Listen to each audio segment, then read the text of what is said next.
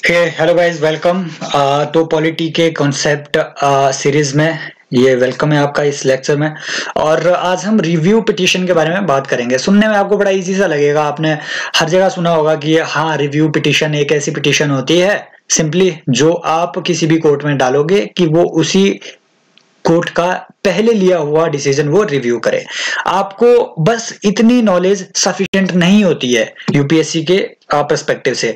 जैसे आपने 2021 का भी प्रीलिम का अगर पेपर देखा होगा तो यूपीएससी अगर फैक्चुअल पूछ रहा है तो काफी डीप जाके पूछ रहा है, अदरवाइज वो कॉन्सेप्चुअल पूछ रहा है। अगर फैक्चुअल पूछ रहा है तो डीप जाके पूछ रहा है। जैसे इस बार वो फरलो और पेरोल वाला क्वेश्चन पूछ लिया था, तो ये एक उस आदमी को ही पता होगी ये सारी चीजें जिन्होंने लॉ पढ़ा हुआ है। तो हमने वो कोई भी चांसेस ऐसे नहीं रखने हैं, इसलिए एक बात देख लेते हैं कि रिव्यू पिटीशन जो कि काफी ज्यादा मात्रा में अभी तक फाइल की जा चुकी है, रिसेंटली इनकी संख्या काफी ज्यादा बढ़ी हुई है। सुप्रीम कोर्ट में कई सारी रिव्यू पिटीशन पेंडिंग है ना। अभी अयोध्या मामले में भी रिव्यू पिटीशन आई हुई थी, जम्मू कश्मीर के मामले में और आधार जजमेंट के मामले में रिव्यू पिटीशन डाली हुई थी। रिसेंटली जो सेंट्रल गवर्नमेंट है उन्होंने सुप्रीम कोर्ट में एक रिव्यू पिटीशन डाली थी कि जो आपने डिसीजन लिया हुआ है हिमालयन एरिया में रोड को कंस्ट्रक्ट करने पे सुप्रीम कोर्ट ने कुछ लिमिटेशंस लगाई हुई है कि आप इतने ब्रॉड इतने लिमिट से ज्यादा ब्रॉड आप कोई भी रोड कंस्ट्रक्ट नहीं कर सकते हिमालयन एरिया में। तो इससे सिक्योरिटी फोर्सेस के लिए बड़ी दिक्कत हो रही थी कि वो अब अपने खुले रोड नहीं बना पा रहे थे हिमालयन एरिया में। इसको लेकर भी अभी रिसेंटली गवर्नमेंट ने एक रिव्यू पिटीशन डाली हुई थी। ठीक है, तो इन सारी चीजों को अभी हम डिस्कस करेंगे कि कौन रिव्यू पिटीशन डाल सकता है, राइट, और रिव्यू पिटीशन कितने दिन के अंदर डाली जा सकती है सुप्रीम कोर्ट में। ये सारे मामले यहाँ डिस्कस होंगे। उससे पहले ये क्वेश्चन देख लीजिए कि इस तरीके से आपसे एक क्वेश्चन बन सकता है रिव्यू पिटीशन में कि पहली स्टेटमेंट कह रही है कि कॉन्स्टिट्यूशन ने खुद दिया हुआ है, constitution itself gives the Supreme Court the power to review its own judgment. क्या यह स्टेटमेंट सही है? दूसरी, कॉन्स्टिट्यूशन ने कुछ प्रोसीजर्स, कुछ ग्राउंड्स ले डाउन किए हैं जिन ग्राउंड्स के बेसिस पे आप रिव्यू पिटीशन सुप्रीम कोर्ट में लगा सकते हो। तीसरा, कि only parties to the case can seek review petition on judgment on it. आप इसका आंसर कमेंट सेक्शन में दीजिए और तब तक हम रिव्यू पिटीशन को अभी इसका पोस्टमार्टम करते हैं, जरा देखते हैं क्या है इसका। तो सर ये बात सही है कि सुप्रीम कोर्ट को आर्टिकल 137 ने रिव्यू करने का अधिकार दिया हुआ है। So constitution explicitly itself has given right to supreme court to review its own decisions. क्यों दिया हुआ है सर? कॉन्सेप्ट पे भी ध्यान दो। क्यों सुप्रीम कोर्ट को ये डिसीजन दिया हुआ है, ये राइट दिया हुआ है? हाई कोर्ट को क्यों ये राइट नहीं दिया हुआ है रिव्यू करने का? कॉन्स्टिट्यूशन है।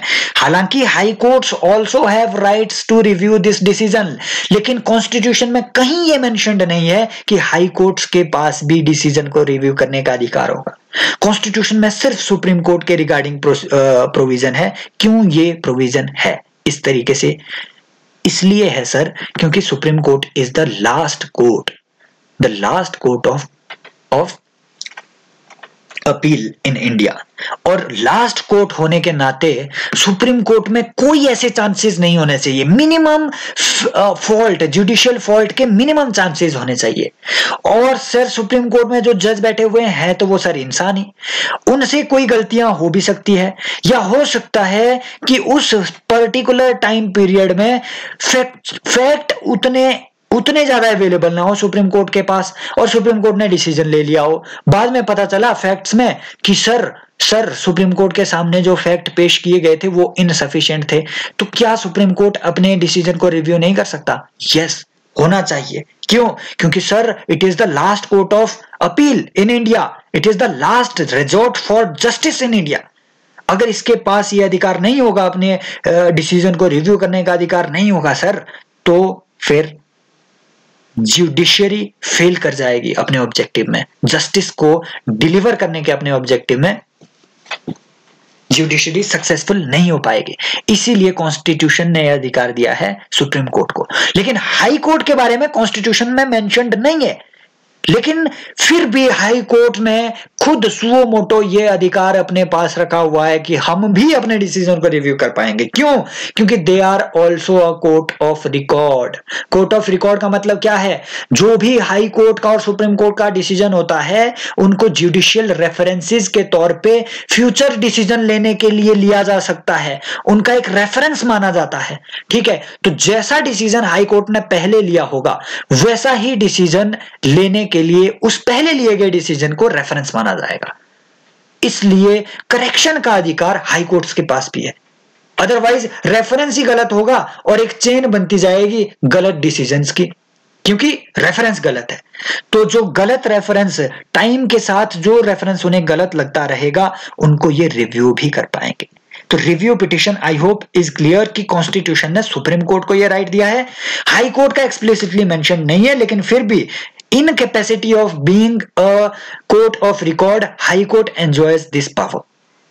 ओके, तो ये है आर्टिकल 137 आप देख सकते हैं।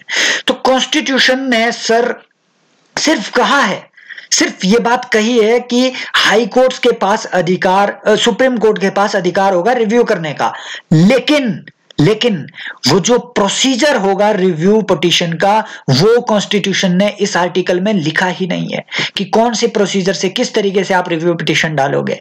इस पे सुप्रीम कोर्ट ने अलग अलग अपनी जजमेंट्स दी हुई है। एक जजमेंट में सुप्रीम कोर्ट ने कहा कि पिटीशन सिर्फ पेटेंट एरर पे डाली जा सकती है, माइनर मिस्टेक्स पे नहीं डाली जा सकती। पेटेंट एरर का मतलब क्या होता है? एक ऐसा एरर जिससे पूरी जजमेंट का नेचर चेंज हो जाए। पेटेंट आप किन चीजों में करते हैं? पेटेंट एरर को आप पेटेंट से समझिए। पेटेंट आप किन चीजों पे, किन डिस्कवरीज पे कर सकते हैं? जो अलग हो, जो यूनिक हो। यूनिक का मतलब है जिनका कैरेक्टरिस्टिक्स, जिनका नेचर यूनिक हो। और पेटेंट एरर भी बिल्कुल वैसे ही होते हैं जिससे पूरी जजमेंट का कैरेक्टरिस्टिक्स चेंज हो जाए, उसका नेचर चेंज हो जाए। सिर्फ ऐसे एरर्स के लिए आप रिव्यू पिटीशन डाल सकते हैं। क्या सारी रिव्यू पिटीशंस एक्सेप्ट होगी? नहीं, जरूरी नहीं है सारी रिव्यू पिटीशंस एक्सेप्ट हो। Supreme Court holds the right to accept और रिजेक्ट एनी रिव्यू पिटीशन। ठीक है, और किस तरीके से, किन ग्राउंड्स के बेसिस पे सुप्रीम कोर्ट में ये रिव्यू पिटीशन डाली जा सकती है? 2013 में सुप्रीम कोर्ट ने अपनी एक रूलिंग दी। इसमें तीन ग्राउंड्स बेसिकली सुप्रीम कोर्ट ने बताए जो आपको याद करने की जरूरत नहीं है। क्यों? क्योंकि देखो, फिर भी अगर आपको एक जनरल सा पर्सपेक्टिव रखना है कि किन ग्राउंड्स के बेसिस पे आप रिव्यू पिटीशन डाल सकते हैं, तो सर पहला ग्राउंड है कि discovery of a new important matter और एविडेंस। कि भैया for example decision last month हो गया 29 तारीख को, 30 तारीख को पता चला कि सुप्रीम कोर्ट के पास जो एविडेंस दिए गए थे वो इनकम्प्लीट थे, इनसफिशिएंट थे, एक नया एविडेंस आया हुआ है। तो इस केस में आप डाल सकते हैं रिव्यू पिटीशन सुप्रीम कोर्ट में। दूसरी क्या चीज है? दूसरी है कि भाई मिस्टेक और error apparent on the face of record. कि भैया जो आपने जजमेंट दी है उसमें एरर अगर इतना ज्यादा है कि उससे पूरी कैरेक्टरिस्टिक्स चेंज हो जाए आपकी जजमेंट की, उस केस में भी आप एक रिव्यू पिटीशन डाल सकते हैं। Next, any other sufficient reason, most important.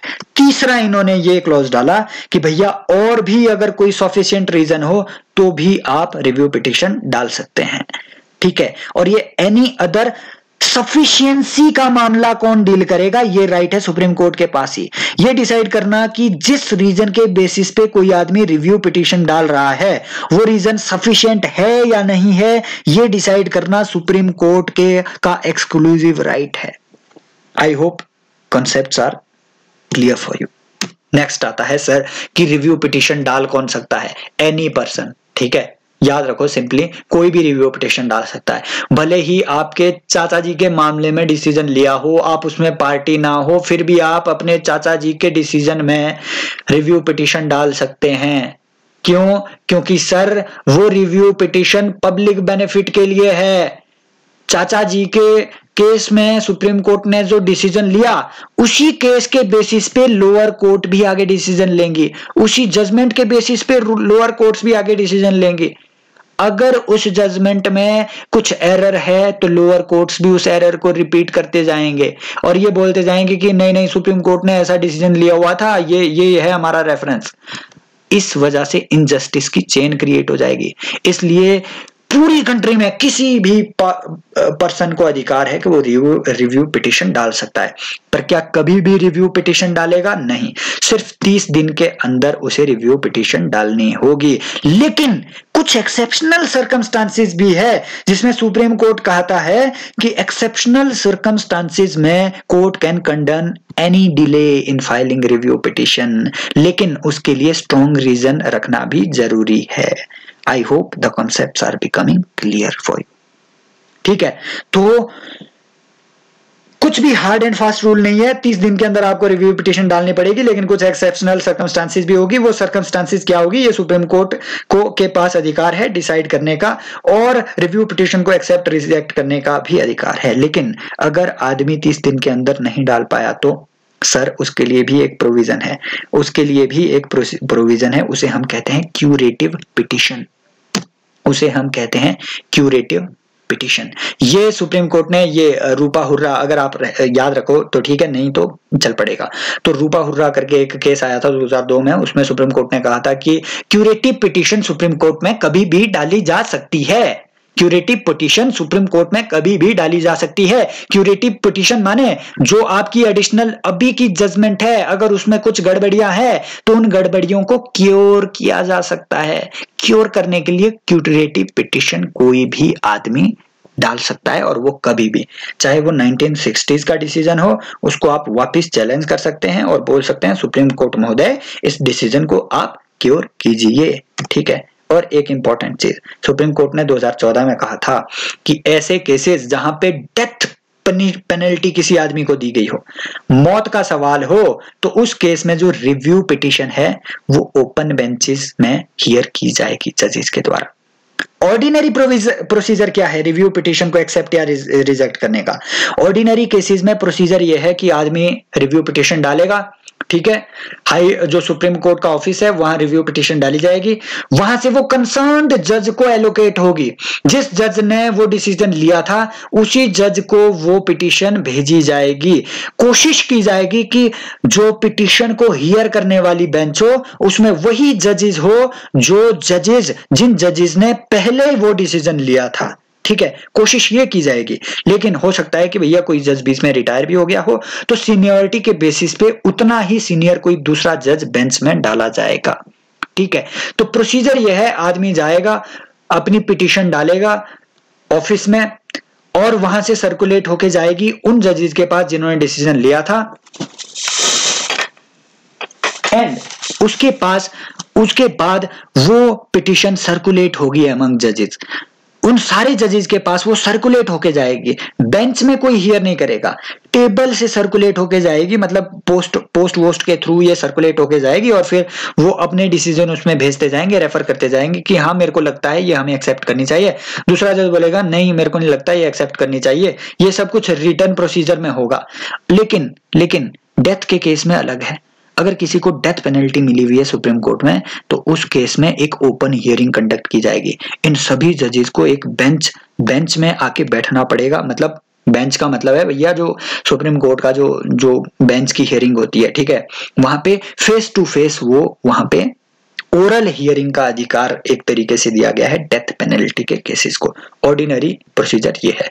I hope ये आपको पूरा क्लियर है कि किस तरीके से आपका ये क्यूरेटिव पिटीशन और ये रिव्यू पिटीशन का प्रोसीजर आपका चलता कैसे है सर। तो इस पूरे लेक्चर के बेसिस पे आप कह सकते हैं सर कि आपका स्टेटमेंट 1 तो करेक्ट है, ठीक है, कॉन्स्टिट्यूशन ने सुप्रीम कोर्ट को ये राइट दिया हुआ है, लेकिन कॉन्स्टिट्यूशन ने प्रोसीजर ले डाउन नहीं किया हुआ है। आर्टिकल 137 कोई प्रोसीजर नहीं कहता, ये सिर्फ ये कहता है कि हाँ सुप्रीम कोर्ट के पास ये राइट होना चाहिए।